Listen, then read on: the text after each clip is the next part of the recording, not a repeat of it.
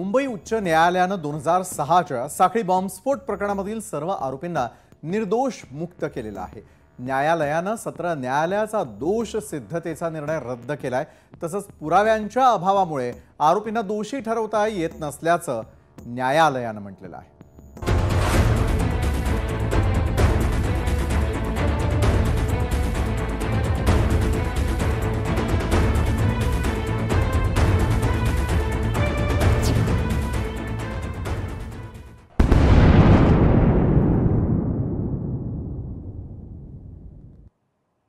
1 जुलै 2006 मुंबईकरांच्या रोजच्या प्रवासातली जीवश्च कंठस्थ मैत्रीण म्हणजे लोकल ट्रेन। हाच लोकल ट्रेनचा प्रवास त्या दिवशी जीवघेणा ठरला। केवळ 11 मिनिटात 7 साखळी स्फोटांनी संपूर्ण मुंबई शहर हादरलं। प्रत्येक ट्रेन, प्रत्येक स्थानक आणि प्रत्येक प्रवासी वेदनांच्या जखमा घेऊन पुढे निघाला। पहिला स्फोट झाला तो माटुंगा रोड स्थानकात। संध्याकाळची वेळ, गर्दीनं गुदमरलेली ट्रेन आणि अचानक झालेला हा स्फोट। क्षणात हसण्याचे आवाज भयचकित किंकाळ्यांमध्ये बदलतात। कुणी रक्तानं माखलेलं तर कुणी मदतीसाठी ओरडत होतं। इतक्यात दुसऱ्या स्फोटाचा आवाज आला, तो म्हणजे माहीम रेल्वे स्थानकात। प्रवासी स्वतःला वाचवण्याचा प्रयत्न करत एकमेकांनाही आधार देत होते। ट्रॉमा इतका जबरदस्त की रुळांवर सुटलेल्या वस्तू आता स्मृती झालेल्या आहेत। त्यानंतर माहीम जंक्शन या स्टेशनला स्फोटानं मुंबईच्या मध्यवर्ती भागाचं काळीज देखील भेदलं। मदतीसाठी धावणारे स्थानिक गोंधळलेल्या चेहऱ्यांसोबत मदत करत राहिले। त्यानंतर वांद्रे रेल्वे स्थानक, जिथे प्रवासातला रोजचा आनंद त्या दिवशी वेदनांचा शोक बनला। विस्कटलेल्या वस्तू, तुटलेली घड्याळं आणि काळजात खोलवर जाणवणारी जाणीव। शहरामध्ये स्फोटांचं घट्ट सावट पसरलं होतं। नंतर स्फोटाचा आवाज आला, तो खार स्थानकातून। आयुष्याच्या गर्दीत धुक्याच्या, भयाच्या आणि आक्रोशाच्या सावल्यांनी भरलेलं हे स्थानक त्या संध्याकाळी मात्र एकदम शांत झालं। हेच कमी होतं की काय? एका पाठोपाठ जोगेश्वरी, बोरीवली आणि भाईंदरही स्फोटानं हादरलं। ट्रॅकवर शेकडो चपला, पर्स, फुटलेले मोबाईल आणि न समजणाऱ्या नजरा विखुरल्या। अनेकांच्या आयुष्याचा प्रवास तिथेच थांबला आणि अनेकांनी घराचा आधार गमावला। कधीतरी आपल्याला न्याय मिळेल अशी अपेक्षा पीडितांच्या नातेवाईकांना होती। मात्र सर्व आरोपींची मुंबई उच्च न्यायालयाकडून निर्दोष मुक्तता झाल्यानं पीडितांच्या अपेक्षांवर पाणी फेरलं गेल्याची चर्चा आहे। तर 2006 साली नेमकं काय घडलेलं होतं हे दाखवण्याचा आम्ही आता प्रयत्न केलेला आहे। तुम्हाला या दुर्दैवी घटनेची आठवण करून देण्याचं कारण इतकंच आहे की मुंबईतील साखळी बॉम्बस्फोट प्रकरणामधील सर्व आरोपींची मुंबई उच्च न्यायालयानं निर्दोष मुक्तता केलेली आहे। न्यायमूर्ती अनिल किलोर आणि न्यायमूर्ती श्याम चांदक यांच्या विशेष खंडपीठानं हा ऐतिहासिक निकाल दिला। या निर्णयामुळे 9 वर्षांआधी सत्र न्यायालयानं ठोठावलेल्या शिक्षा रद्द करण्यात आलेल्या, त्यामुळे या संपूर्ण प्रकरणाला कलाटणी मिळालेली आहे। तर जेव्हा हे साखळी बॉम्बस्फोट झाले तेव्हाची परिस्थिती नेमकी काय होते हे ज्यांनी त्यावेळी आपल्या डोळ्यांनी पाहिलं ते आमचे प्रतिनिधी, माझे सहकारी, लोकशाही मराठीचे इनपुट हेड अविनाश डेघसकर यावेळी आपल्या सोबत जोडले गेलेले आहेत। त्यांच्यापासून या चर्चेची सुरुवात करूयात आणि त्यांच्या सोबतच आपल्या सोबत जोडले गेलेले आहेत इतरही मान्यवर ज्यांच्याकडे आपण जाणार आहोतच। मात्र तत्पूर्वी अविनाशजी, मी आपल्याकडे येईल। ज्या दिवशी ही संपूर्ण दुर्घटना घडली त्यावेळेला तुम्ही देखील स्वतः प्रवास करत होतात। तुमच्या समोर त्या क्षणाला काय घडलं आणि घडल्यानंतर आपण नेमकं काय केलेलं होतं? कारण यापूर्वी तुम्ही ज्या प्रोफेशनमध्ये होता त्या प्रोफेशनची देखील त्या ठिकाणी चुणूक पाहायला मिळाली। त्यातून तुम्ही इतरांना मदत केलेली होती। फायर ब्रिगेडचा अनुभव तुम्हाला त्या दिवशी कामी आलेला होता का? अविनाशजी। विशालजी, पहिलं तर म्हणजे हा निकाल ऐकून थोडा धक्काच बसला आणि सलग मी 2006 म्हणजे तब्बल 19 वर्ष मी मागे गेलेलो आहे। कारण त्यावेळेला मी मुंबई फायर ब्रिगेडमध्ये कार्यरत होतो आणि वडाळा फायर स्टेशनमधून मी घरी जाण्यासाठी निघालेलो। तर दादरवरनं मला ट्रेन पकडायची होती आणि दादरवरनं ट्रेन बनवून घरी जाण्यासाठी बोरोलीला उतरायचं म्हणून आम्ही ट्रेनमध्ये चढलेलो होतो। माझ्या पुढे होता फर्स्ट क्लासचा डबा आणि ज्यावेळी आम्ही ट्रेन दादरवरनं पकडली आणि आम्ही बँड्रा जस्ट क्रॉस करण्यासाठी बँड्राला थांबली आणि जस्ट क्रॉस करण्यासाठी ट्रेन सुरू झालेली होती तेव्हा अचानक मोठा आवाज आला आणि आम्ही एका बाजूला उभं होतो आणि त्याच वेळेला पत्रे ट्रेनचे पत्रे होते बाजूला झालेले माझ्या हाताला थोडी जखम झाली पण तेव्हा मी खाली वाकून बघितलं तेव्हा धक्कादायक चित्र होतं सगळ्या डेड बॉडीज किंवा अक्षरशः विवळत असलेली माणसं तिकडे मला दिसलेली होती त्याच वेळेला महत्वाचं म्हणजे घरी फोन सांगून आम्ही सांगितलं की आम्ही सुखरूप आहोत पण त्याच वेळेला आजूबाजूला जखमी लोकांना कसं मला हलवता येईल यासाठी आम्ही प्रयत्न केलेलो त्यासोबत माझा मित्र राणेही होता आम्ही दोघेही मुंबई फायर ब्रिगेडमध्ये तेव्हा कामाला होतो अचानक आम्ही तिवारी आणि मोलिंजेर अशी 2 व्यक्ती होती की ज्यांना आम्ही पटकन रेस्क्यू केलं आणि अक्षरशः हातात त्यांचे अवयव आमच्या हातात होते या पद्धतीने आम्ही भाभा हॉस्पिटलला आम्ही त्या दोघांना हलवण्यात आलेलं होतं आणि त्यावेळेला तिवारींचं काय झालं हे मला नक्की सांगता येणार नाही पण त्यावेळेला मोलिन जैन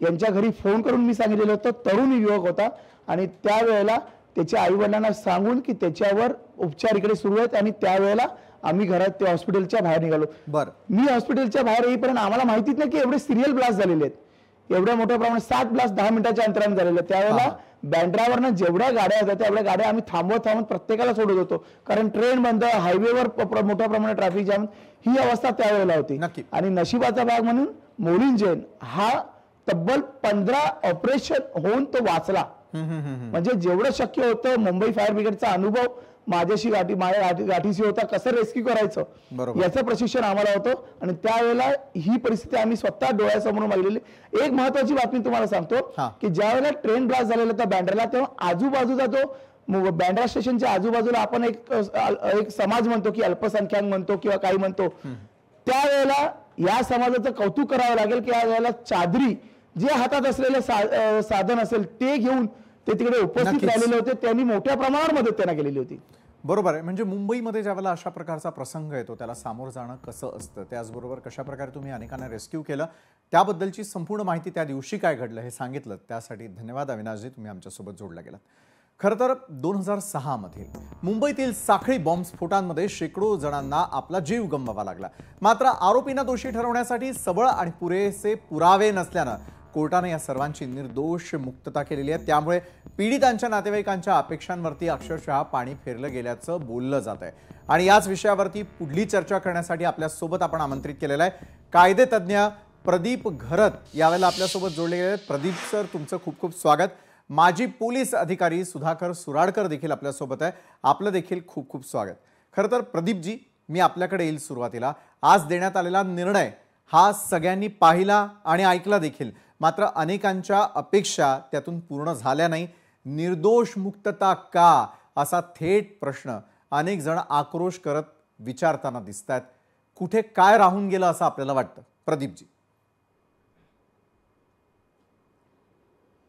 ज्या वेळेला हा खटला चालला गेला सत्र न्यायालयात त्यावेळेला सत्र न्यायालयात 4 प्रकारचे पुरावे दिले गेल्याचं दिसतंय म्हणजे या घटनेचे जे डोळस साक्षीदार होते म्हणजे ज्यांनी काही टॅक्सी ड्रायव्हर्स ज्यांनी आरोपींना नेले आणि काही इतर त्यांचा असा क्लेम होता की त्यांनी त्यांना पाहिलेलं आहे तर पाहिलेलं आहे तर आम्ही त्यांना ओळखू शकू म्हणून जी न्यायालयीन प्रक्रियेत जे लागतं ते त्यांचा जबाब त्यानंतर त्यांची ओळख परेडमध्ये त्यांनी ओळखल्यानंतर तसा जबाब आणि नंतर न्यायालयासमोर प्रत्यक्ष त्यांना ओळखणं ही प्रक्रिया पूर्ण झाली होती तसंच इतर सुद्धा जे काही डॉक्युमेंटरी एव्हिडन्स होते ते झाले होते सर्वात महत्त्वाचं म्हणजे यात आरोपींनी दिलेले कबुली जबाब सुद्धा होते तर माननीय ट्रायल कोर्टाने हा जो सगळा पुरावा हा ग्राह्य धरला कारण आपण बघाल तर माननीय सत्र न्यायालयाने आरोपींना 5 आरोपींना फाशीची आणि 6 आरोपींना जन्मठेपेची शिक्षा दिलेली आहे त्यामुळे ज्यावेळेला असं कोणाचं आयुष्य हिरावून घेण्याची शिक्षा दिली जाते त्यावेळेला त्या न्यायालयाने निश्चितच सर्व पुरावा सुद्धा गंभीरपणेच लक्षात घेतला असणार परंतु आता हा जो 4 प्रकारचा पुरावा जो आहे आणि तांत्रिक पुरावा हा सगळा माननीय उच्च न्यायालयाने नाकारलेला आहे परंतु अजून सुद्धा सर्व काही संपलेलं नाही कारण आता यापुढे सर्वोच्च न्यायालयात अपील करावंच लागेल, कारण ही जी दोन खालची न्यायालय आहेत म्हणजे खटला चालवणारं आणि उच्च न्यायालय, या दोन्ही न्यायालयांची मतं विसंगत आलेली आहेत. त्यामुळे आता सर्वोच्च न्यायालय या गोष्टीचा विचार करेल की सत्र न्यायालयाचे जे निकष आहेत या बाबतीत ते योग्य आहेत की उच्च न्यायालयाने जो पुरावा नाकारलेला आहे ते उच्च न्यायालयाचा हा सर्व पुरावा सबळ नाही असा पुरावा नाकारणं योग्य आहे. पण एखाद्या या दोन घटनेमध्ये गोष्टीचा विचार सर्वोच्च न्यायालय करेल आणि त्यावेळेला पुरावे किती महत्वाचे आहेत हे यातून अधोरेखित होताना दिसतं. प्रदीप सर, मी आपल्याकडे येणारच आहे, मात्र माजी पोलीस अधिकारी सुधाकर सुराडकर मी आपल्याकडे येईल. सुधाकर सर, ज्या वेळेला एखादी अशी मोठी दुर्घटना घडते, या घटनेमध्ये पुरावे हे अत्यंत आवश्यक असल्याचं पाहायला मिळतं. मात्र प्राथमिक पुरावे गोळा करण्याची जी संपूर्ण यंत्रणा असते किंवा जबाबदारी असते ती त्या ठिकाणी असलेल्या स्थानिक पातळीवरच्या अधिकारी वर्गांवरती, त्या ठिकाणी असणाऱ्या सर्व त्या ठिकाणी असलेले प्रशासकीय अधिकारी असतात किंवा कर्मचारी असतात त्यांच्यावर असते.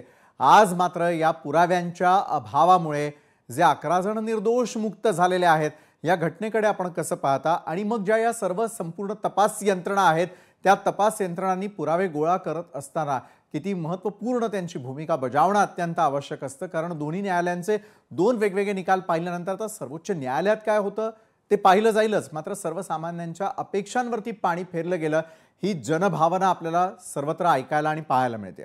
सुधाकर सर, आपलं म्हणणं की बरोबर आहे, कारण माणसं खोटं बोलू शकतात, परिस्थिती खोटं बोलत नाही.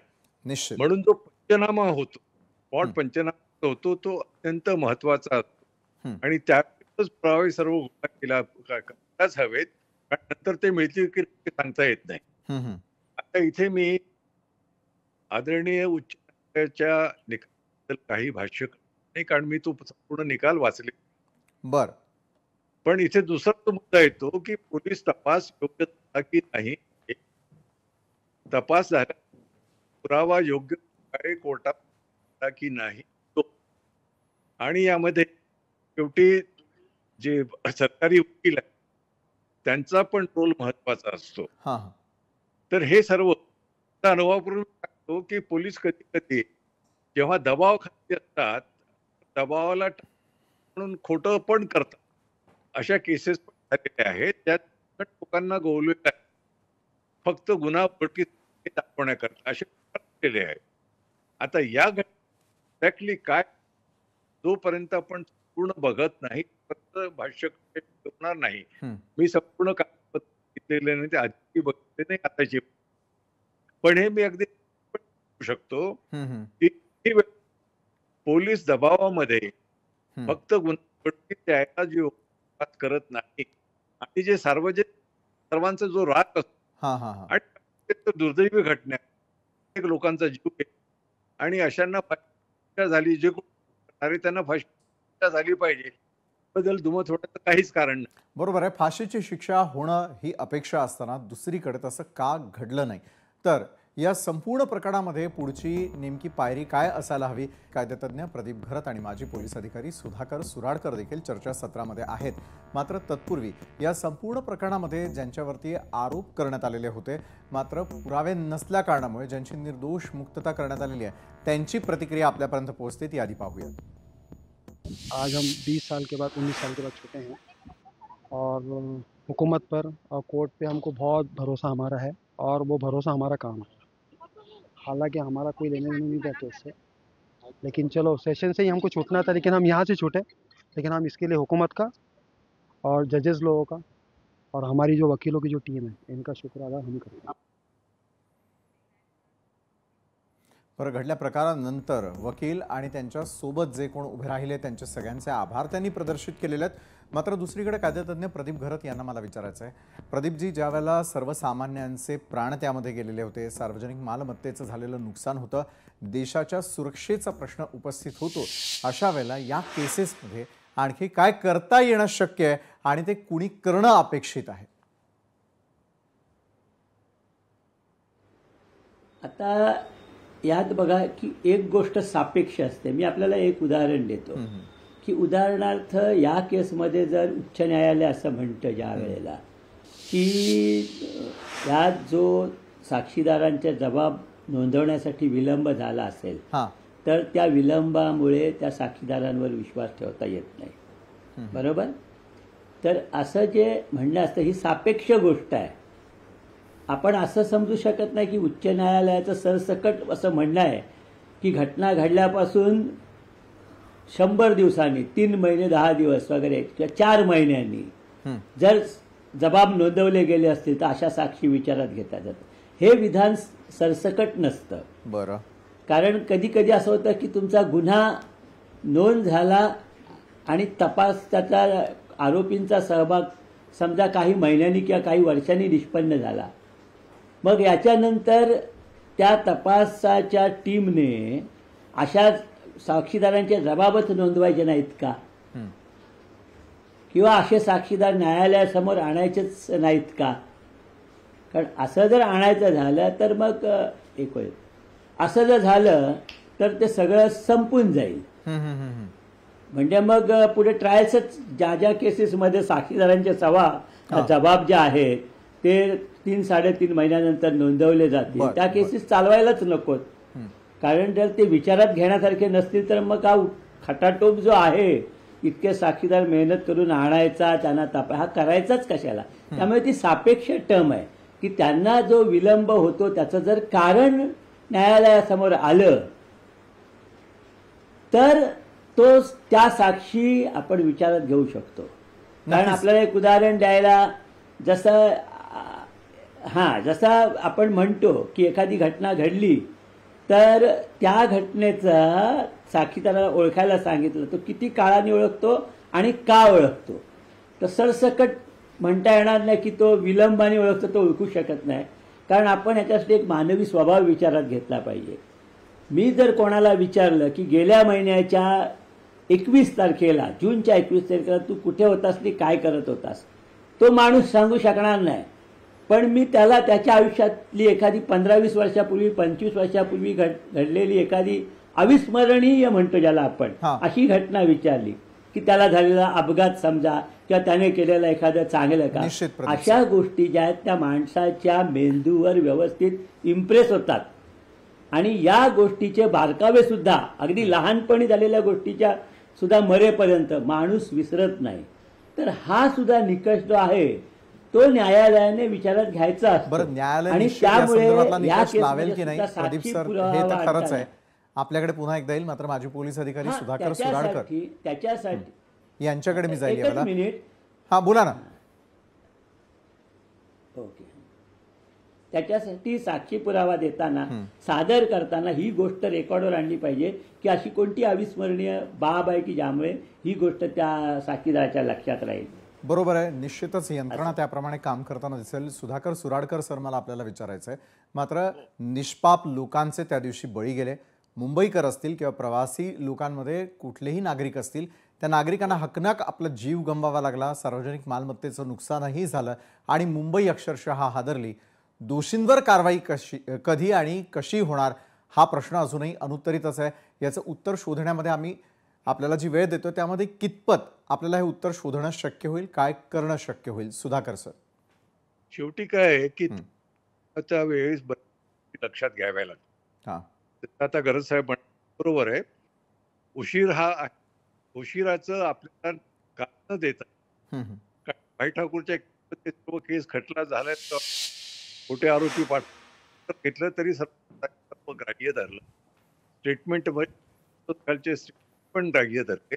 तर एक गोष्ट आहे की तुम्ही विश्वासार्ह पंच घेतले पाहिजे. आता या केसमध्ये कसले पंच घेतले माहित नाही. नाहीतर जे आहे ना पंच बरेचदा बोलून पोलीसवाले नंतर सह्या करतात. पंचांना माहिती नसतं काय लिहिलंय. तसं स्टॉक पंच घेऊन चालणार नाही. या गोष्टीमध्ये पूर्ण संपूर्ण एक गोष्ट हे जे न्यायालयाने जे निष्कर्ष सुप्रीम कोर्ट ते बघितलं पण असं की सर्व गोष्टीचा हायकोर्टाने दिसतोय, जाणवतो.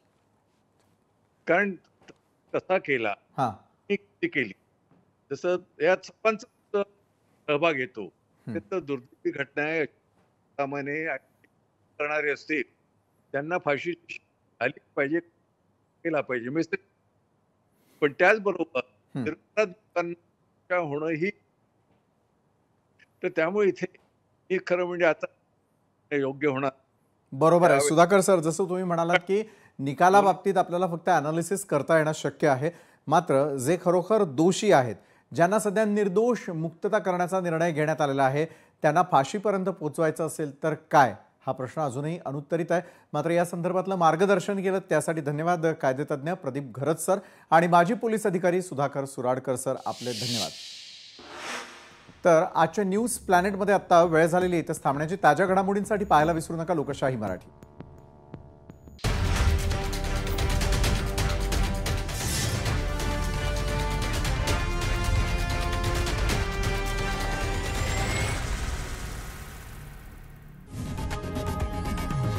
लोकशाही मराठी ऐका, पहा, जागरूक रहा.